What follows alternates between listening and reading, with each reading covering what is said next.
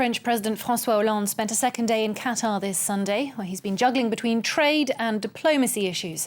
On the question of the Syrian conflict, addressing the press in Doha, the president explained that Paris would continue to support the opposition, but under certain conditions, hinting at fears that any arms handed to the rebels could end in the wrong hands and eventually be turned against the West.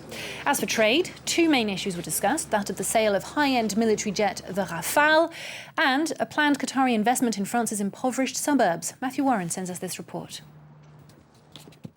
There is a lot at stake, and the numbers are really huge. I mean, let's just talk about that infrastructure, for example, which includes all those preparations for the World Cup. $200 billion, that's how much they could be spending. And of course, to areas like France and Europe, which are struggling so much, those sorts of sums are eye-watering, really. And French companies really want to be here. And François Hollande has talked about the importance of a visit like this and the fact that these sorts of deals can have a real role to play in helping jobs and growth. And let's not forget that the unemployment rate in France is at a 15-year high at the moment.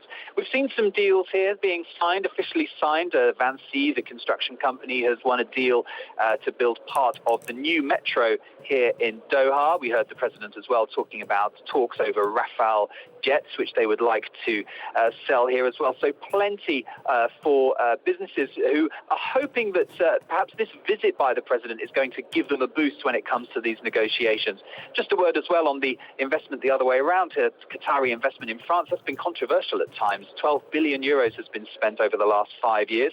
But the president has been talking about it, saying they're very welcome. And there we just heard him in the conference saying there's room for more. He talked about the fact that both Britain and Germany attract more investment from Qatar, and he would like to see France get even more as long as it is investment that can help jobs and growth.